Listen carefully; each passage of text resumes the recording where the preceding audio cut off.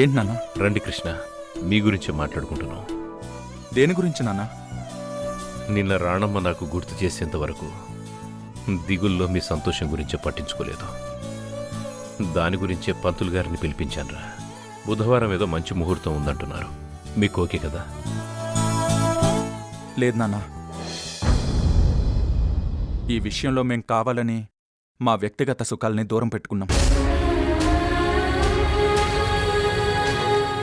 అమ్మ లేకుండా ఈ పూజలు పునస్కారాలు ఏవి మమ్మల్ని ఏ రకంగానూ సంతోషపెట్టలేవు నాన్న. అవును మావయ్య, అత్తయ్య తిరిగి మళ్ళీ ఇంట్లో అడుగు పెట్టిన రోజుని మాకు నిజమైన సంతోషం. దయచేసి ఇంకెప్పుడు దీని గురించి ప్రస్తావన తీసుకురావద్దు.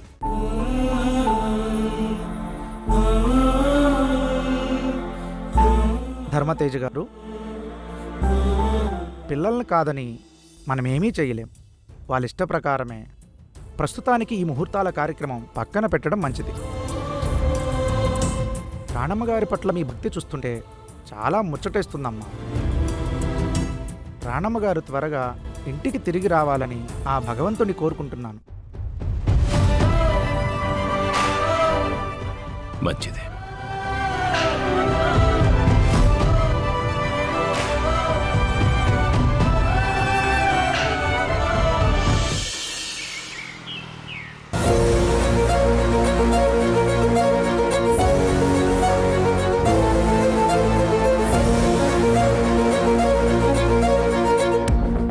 నేనింకా ఇక్కడుండడం అంత మంచిది కాదు.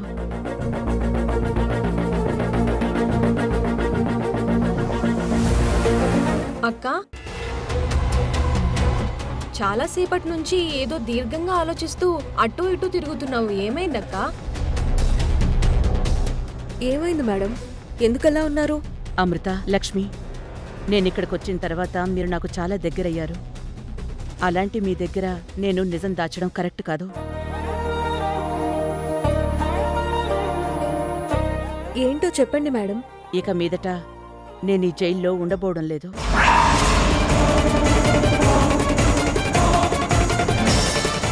అంటే వేరే జైలుకి ఏమైనా షిఫ్ట్ చేస్తున్నారా మేడం? లేదు, మరి ఈ జైలు నుంచి తప్పించుకోబోతున్నాను.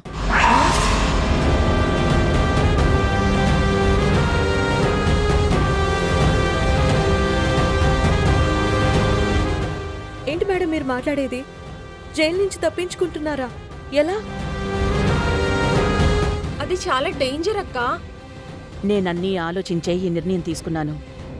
ఈ రోజు రాత్రి 1:30కి నేను ఈ జైలు నుంచి తప్పించుకుంటున్నాను. ఇంపాసిబుల్ అక్క. ఆ ఈశ్వరి మేడం గురించి తెలుసు కదా. జస్ట్ ఆ సరోజను కొట్టినందుకే మిమ్మల్ని ఎలా టార్చర్ చేశారో చూశారు కదా. ఇప్పుడు ఏకంగా జైలు నుంచే ఎస్కేప్ అవుతానంటున్నారు. నాకెందుకో భయంగా ఉందక్క.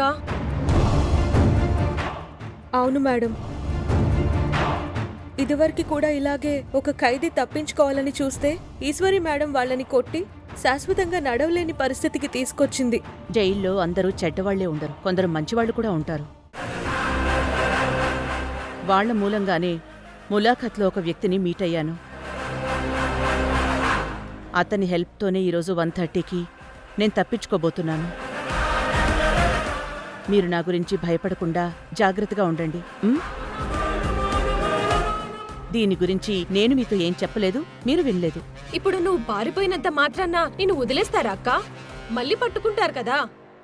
జైలు నుంచి తప్పించుకోవడానికి ఇంత పెద్ద ప్లాన్ చేసి ధైర్యం చేస్తున్న దాన్ని బయటికెళ్ళాక పోలీసుల కంటపడకుండా ఎలా ఎస్కేప్ అయి తిరగాలో ప్లాన్ చేసుకోలేనా? ఏదేమైనా ఇవాళ నైట్ నేను తప్పించుకోవడం మాత్రం ఖాయం.